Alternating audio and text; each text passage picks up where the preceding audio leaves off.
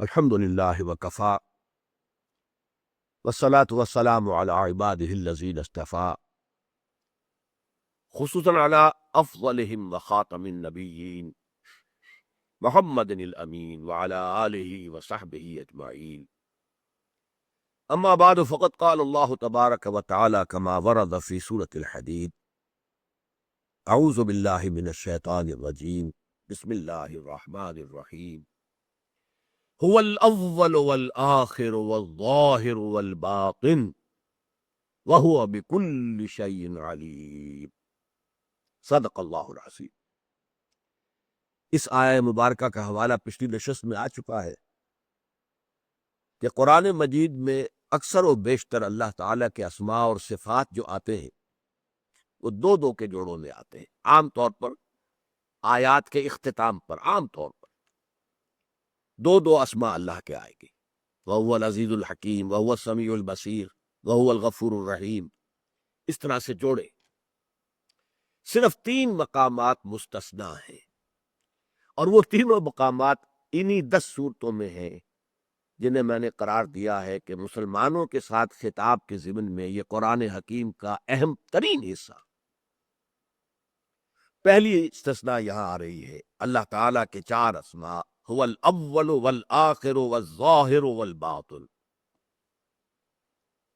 دوسری استثناء سورہ جمعہ کی پہلی آیت، یسبح للہ ما فی السماوات وما فی الارض الملک القدوس العزیز الحکیم۔ تیسرا استثناء سب سے زیادہ شاندار ہے، سورہ حشر کی لاسٹ بٹ 1 آیا، هو اللہ الذی لا الہ الا هو الملک القدوس السلام المؤمن المہیمن العزیز الجبار المتکبر۔ اب ایک خاص بات اور نوٹ کیجئے اسماء باری تعالیٰ کے ضمن میں، اسماء و صفات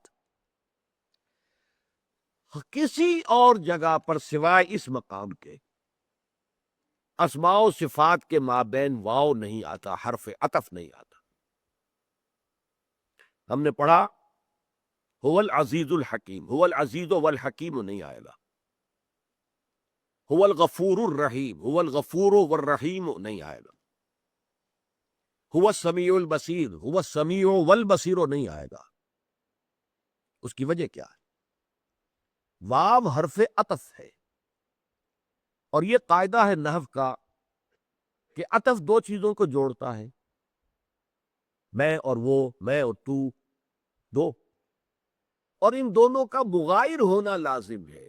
مغائرت، میں تیرا غیر ہوں، تو میرا غیر ہے، حرف عطف سے مغائرت لازم آتی ہے، 2 چیزیں علیحدہ۔ اللہ تعالیٰ کے تمام اسماء اور تمام اس کی صفات اس کی ذات میں بیک وقت موجود ہے، کوئی مغائرت نہیں ہے۔ اور یہ بات بھی میں آپ کو بتا چکا ہوں کہ ایک غلطی جو میں ابتدا میں کرتا رہا العزیز الحکیم کے ضمن میں، کہ اللہ اگرچہ مختار مطلق ہے لیکن اس کا اختیار مطلق اس کی حکمت کے تحت استعمال ہوتا ہے، یہ غلط ہے۔ ساتھ استعمال ہوتا ہے، حکمت کے ساتھ استعمال ہوتا ہے۔ اللہ کی کوئی شان کسی دوسری شان کے تابع نہیں ہے، اللہ کی کوئی صفت دوسری صفت کے تابع نہیں ہے۔ جیسے اللہ کی ذات مطلق ہے، اللہ کی تمام صفات مطلق ہے۔ اور نمبر 2 جو یہاں میں آپ کو بتا رہا ہوں، تمام صفات بیک وقت موجود۔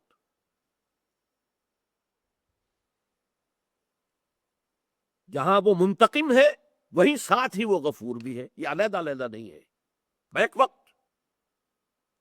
جہاں وہ قہار و جبار ہے وہی وہ غفار و ستار بھی ہے، بیک وقت۔ اس میں کوئی بعد زمانی نہیں ہے، کوئی تقدیم و تاخیر نہیں ہے۔ ایک ہی استثناء اس میں آتا ہے، اور وہ یہ ہے هو الاول والآخر والظاہر والباطن۔ وجہ کیا ہے؟ اول و آخر میں ایک وقت نہیں ہو سکتے، اول و آخر کے درمیان بعد زمانی لازماً آئے گا، ورنہ بے معنی الفاظ ہیں۔ اول آخر یہ ایک ساتھ کیسے ہو سکتے؟ صرف اس وجہ سے یہاں پر حرف عطف لایا گیا ہے، اور پھر اس کے نظم کے لیے، رزم کے لیے پھر آگے بھی بڑھا دیا گیا، حالانکہ الباطن از آہر یہ بیک وقت ہو سکتے، میرا اور آپ کا ایک ظاہر ہے ایک باطن ہے، بیک وقت ہے، نماز کا ایک ظاہر ہے ایک باطن ہے، نماز میں رکوع ہے، سجود ہے، قیام ہے، قعدہ ہے، اور ایک اس کا باطن ہے، خشوع ہے، خضوع ہے، برابر ساتھ موجود ہے، اول و آخر ساتھ نہیں ہو سکتے، یہی ایک واحد ہے جوڑا کہ جس کے اندر حرف عطف لازم ہے، اور اسی کے ذیل میں پھر دوسرا جوڑا بھی آیا ہے تو اس میں بھی عطف دے دیا گیا، اس کے تابع کر دیا گیا۔ یہ اس کلام کا ردم ہے، اس کا ایک انداز ہے، اس کا تقاضا ہے، یہ ایک ملکوتی غنا ہے، ڈیوائن میوزک ہے۔ هو الاول والآخر والظاہر والباطن وهو بكل شيء علیم۔ اب آپ نوٹ کیجئے کہ یہ آیت قرآن حکیم کا مشکل ترین مقام، یہ ذات باری تعالی کی اس سطح سے بات کر رہی ہے جو فلسفے کی بلند ترین منزل ہے۔ فلسفے کی بلند ترین منزل کیا ہے؟ فلسفہ وجود کی کائنات کیا ہے؟ یہ خود بخود چل رہی ہے، کوئی چلانے والا ہے، خود بخود بنی ہے، کوئی بنانے والا ہے۔ اچھا، اگر کوئی بنانے والا ہے، چلانے والا ہے، تو اس کائنات سے اس کا تعلق کیا ہے؟ وہ اس کائنات کا غیر ہے یا اس کائنات کے اندر ہی موجود ہے؟ What's the nature of existence? وجود کی حقیقت کیا ہے؟ یہ فلسفہ وجود جو ہے یہ فلسفے کی مشکل ترین شاخ، اور اس پہ بحث جو کی ہے ہمارے صوفیاء نے کی ہے۔ کسی نے وحدت الوجود کہا، کسی نے وحدت الشہود کہا، کسی نے توحید وجودی کہا، اس پر بحث صوفیاء نے کی ہے۔ یہاں تک متکلمین کا سوال ہے، ہمارے جو مفسرین میں متکلم اعظم ہے امام رازی، وہ تو اس مقام پر آ کر ایسے کھڑے نظر آتے ہیں کہ جیسے ہوش و حواس گم، آدمی متحیر ہے، متحیر۔ اعلم ان هذا المقام مقام غامض مہیب عمیق، تین الفاظ، جان لو یہ مقام وہ ہے جو نہایت مخفی ہے، غامض ہے، چھپا ہوا ہے، مہیب ہے، پرہیبت ہے، عمیق ہے، بہت گہرا۔ اب دیکھیے ایک کمال جو محمد رسول اللہ صلی اللہ علیہ وسلم کا ہے، میں نے یہ بات بہت دفعہ کہی ہے، قرآن مجید میں بڑے سے بڑے فلسفیوں کے لیے بھی ہدایت ہے، اور تا قیام قیامت جو بھی بڑا سے بڑا فلسفی پیدا ہوگا اس کے لیے ہدایت ہے، لیکن اس کی عام ہدایت کس کے لیے تھی؟ اولین مخاطب کون تھے؟ ان پڑھ، بدو، امیین، نہ کوئی کتاب، نہ کوئی شریعت، نہ کوئی قانون، نہ کوئی فلسفہ پڑھا، نہ کوئی منطق پڑھی، کچھ بھی نہیں۔ ہاں، فطرت سے قریب تر تھے، فطرت سے، صحراؤں کی پہنائیاں ہیں جو اس کے اندر گھوم رہے ہیں، فطرت سے کتنا قریب ہے آدمی، آسمان، زمین، اونٹ، پہاڑ۔ اولا ينظرون الى الابل كيف خلقت والى السماء كيف رفعت۔ ابھی بدو ہے، وہ اونٹ کے اوپر سوار چل رہا ہے، اونٹ کے اوپر سوار ہے، اوپر آسمان ہے، کوئی چیز ہائی نہیں ہے۔ ہم تو آسمان دیکھ ہی نہیں سکتے، اس لیے کہ ہم تو رہتے ہیں گھروں کے اندر، چھتوں کے اندر، پھر آگے گاڑی کے اندر بیٹھ گئے، کسی بس میں بیٹھ گئے، کہیں اور بیٹھ گئے، پھر کہیں کسی دفتر میں، ملٹی سٹوری بلڈنگ، آسمان کب دیکھتے ہیں؟ ہم سوتے بھی اندر ہیں۔ تو آسمان ایک وہ بدو جو آسمان کو دیکھتا تھا، زمین اس کے سامنے چل رہا ہے، اونٹ پر وہ سوار ہے، اور خاص طور پر حجاز کا بدو کیا تھا؟ وہ وادیوں میں سفر کرتے تھے، پہاڑی علاقہ تھا، ادھر بھی پہاڑ کھڑا، ادھر بھی پہاڑ کھڑا، یہ چار چیزیں ان کے آبزرویشن میں ہمہ وقت رہتی تھی۔ افلا ينظرون الى الابل كيف خلقت والى السماء كيف رفعت والى الجبال كيف نصبت والى الارض كيف سطحت۔ فطرت سے قریب تھے، لہذا جب قرآن فطرت کے حوالے سے بات کرتا ہے تو وہ کس سمجھ میں آتی تھی، لیکن ظاہر بات ہے کہ یہی کتاب ہدایت تھی فلسفیوں کے لیے، اس لیے کہ نیکسٹ جو آنے والے تھے وہ تو ایرانی تھے، اور ایرانیوں کی تو گھٹی میں فلسفہ اور منطق پڑی ہوئی ہے، جیسے ہندیوں کی گھٹی میں فلسفہ اور منطق پڑی ہوئی ہے، جیسے یونانیوں کی گھٹی میں فلسفہ اور منطق پڑی ہے۔ یہ تینوں آریائی ہیں، ایرینز، یورپین ایرینز اور پھر یہ ایشین ایرینز، جرمن، یونان، اس کے بعد ایران اور انڈیا، یہ ایک بیلٹ ہے۔ اور میرے نزدیک یہ حضرت حام کی اولاد ہے، حضرت نوح علیہ السلام کے دوسرے بیٹے تھے، یہ دائیں بائیں پھیل گئے۔ حضرت سام کی اولاد نیچے اتر گئی، جزیرہ نماء عرب، عراق، شام اور جزیرہ نماء عرب، اب ان کے لیے بھی تو تھا نا۔ اب حضور نے اس آیت کو اتنا آسان کر دیا کہ بدو کو ایک دعا سکھا دی، اے اللہ انت الاول فلیس قبلک شیء وانت الآخر فلیس بعدک شیء وانت الظاہر فلیس فوقک شیء وانت الباطن فلیس دونک شیء۔ بات صاف ہو گئی، بدو کے بھی سمجھ میں آ گئی، لیکن یہ کہ بس وہ یہاں سے گزر جائے گا۔ لیکن اب ہمارے ہاں ایسے مفسرین بھی موجود ہیں کہ وہ بھی اسی دعا کا حوالہ لے کے گزر گئے یہاں سے، آگے بات ہی نہیں کی، فلسفے سے دلچسپی نہیں، ذہنی مناسبت نہیں، کہاں وہ کھڑا ہوا ہے مبہوت ہو کر امام راضی، علم ان هذا المقام مقام غامض عمیق مریب، تین الفاظ کوٹ کی، بہت دقیق، بہت خفیہ، بہت عمیق، بہت پرہیبت کہا، لیکن بس یہ دو جملے لکھ کے آگے نکل گئے۔ تو مناسبت کی بات ہوتی ہے، جس کو فلسفے سے مناسبت تھی اسے ایسے ہی گزر جانا چاہیے کہ اللہ انت الاول فلیس قبلک شیء وانت الآخر فلیس بعدک شیء وانت الظاہر فلیس فوقک شیء وانت الباطن فلیس دونک شیء، بس بات ختم ہوئی، بہت اچھا ہوگی۔ لیکن ذرا اب اسے منطقی اعتبار سے کرے دیے، اول جس سے پہلے کوئی شے نہیں، کیا اللہ کی اولیت اس نوعیت کی ہے کہ اس سے پہلے کوئی شے نہیں تھی؟ اول تو وہ ہے جس کا آغاز تو ہوتا ہے نا، آخر 10 آدمیوں میں سے پہلا یہ آدمی ہے، اس سے پہلے تو کوئی نہیں ہے۔ پہلے کا مطلب کیا ہے؟ لیسا قبل کا شیء، تو کیا کوئی ایسا امکان ہے کہ اللہ سے پہلے کوئی خلا تھا، کوئی وجود نہیں تھا؟ نہیں، اللہ کا تو ہمیشہ سے وجود ہے۔ آخر کسی شے کا آخر ہے، اس کے بعد کچھ نہیں ہے۔ پھر کیا اللہ کے ساتھ یہ لفظ جڑتا ہے؟ کیا کوئی وقت ایسا آئے گا کہ اللہ بھی نہیں ہوگا؟ نہیں، منطق تو یہاں پر اڑ کر کھڑی ہو جائے گی، جیسے کوئی جو اڑیل اونٹ کھڑا ہو جائے لے نا، اس کو منطق تو نہیں جانے دے گی، آپ کو پکڑ لے گی آپ کے پاس۔ اس کا حل کیا ہے؟ اس کا حل یہ ہے کہ اصل میں یہ اول و آخر نسبت ہوتی ہے کسی شے کے حوالے سے،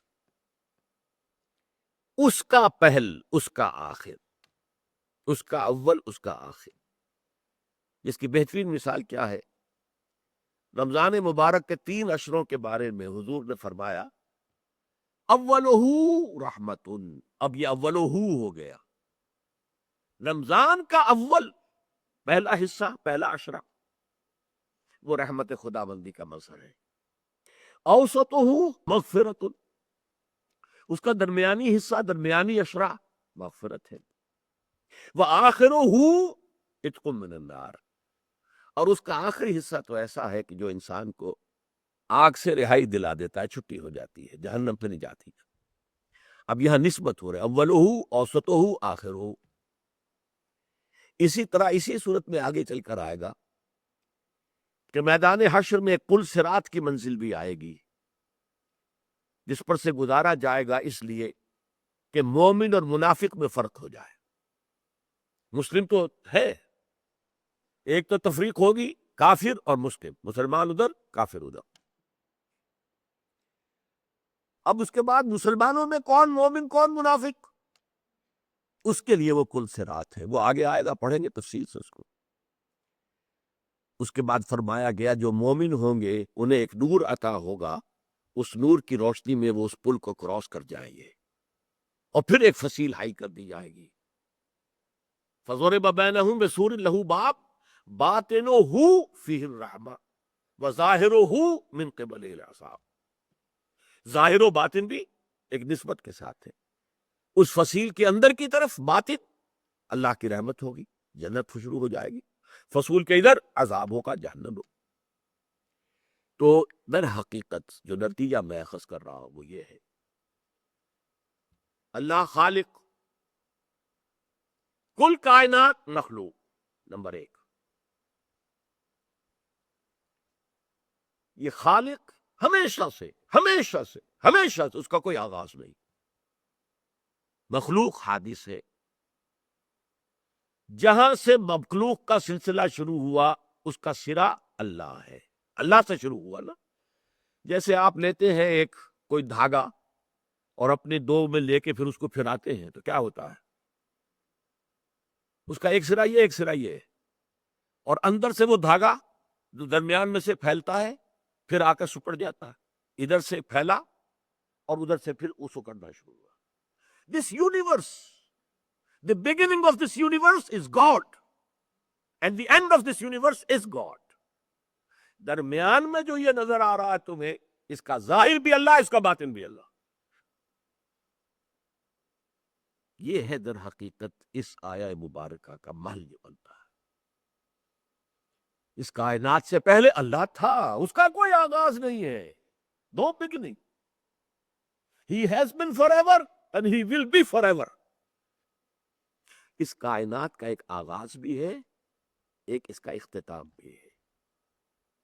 آغاز بھی اللہ سے، اللہ کا کن اس کائنات کا آغاز ہے، اب وہ پھیلا ہے کن۔ آپ کو معلوم ہے آج بھی کہتے ہیں the universe is expanding، اب بھی علامہ اقبال نے بہت خوبصورت بات کہی ہے، یہ کائنات ابھی ناتمام ہے، شاید کہ آ رہی ہے دمادن صدائے کن فیکون، کن فیکون کی آواز تو ابھی آ رہی ہے کائنات کے اندر، ابھی نہ معلوم کتنی اور گیلیکسیاں اللہ بنا دے گا، کتنی اس نے بنائے جانتے ہی نہیں۔ اور کہتے ہیں کہ جیسے ایک جو ہے پھل جڑی وہ پھیلتی ہے، یا جیسے فنر کو آپ کہیں گے، آپ نے اس کو کھینچا پھر چھوڑ دیا پھر وہ آ گیا، تو ایک وقت میں یہ آئے گا، ابھی یہ ایکسپینڈنگ یونیورس ہے، پھر یہ کنٹریکٹ کرنا شروع کرے گی۔ اسی طرح بڑے بڑے جو ستارے تھے، وہ ستارے بہت بڑے بڑے، وہ کرنچ شروع ہوا ان کے اندر، وہ چھوٹے ہونے شروع ہوئے، چھوٹے ہونے شروع ہوئے، چھوٹے ہونے شروع ہوئے، اور ہوتے ہوتے ایک بلیک ہول رہ گیا، صرف ایک سیاہ دھبا رہ گیا کائنات کے اندر۔ آپ کو نظر آ رہا ہے یہ بلیک ہول، یہ اصل میں کسی گیلیکسی کا خاتمہ ہے، قبر ہے، یہ مواقع النجوم ہے۔ فلا اقسم بمواقع النجوم وانه لقسم لو تعلمون عظیم۔ تو میں قسم کھاتا ہوں ان ستاروں کے ڈوب جانے کی جگہ کو، اور اگر تم سمجھ سکو تو یہ بہت بڑی قسم ہے جو ہم کھا رہے ہیں۔ اب آج سے پہلے کون جان سکتا تھا مواقع النجوم کیا ہے، کس بلا کا نام ہے، کہاں ختم ہوتا ہے؟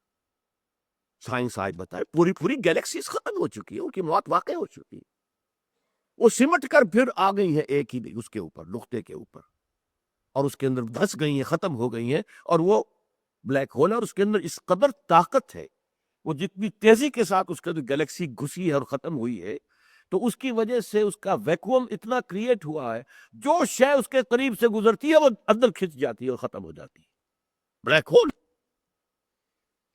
تو یہ ہے در حقیقت هو الاول، هو اول الکون، اس کائنات کا اول بھی وہ ہے، والآخر وآخر الکون، جو یہ کون ہے، کائنات ہے، کون و مکان، یہ در حقیقت اس کا آغاز بھی اللہ ہے، اس کا اختتام بھی اللہ۔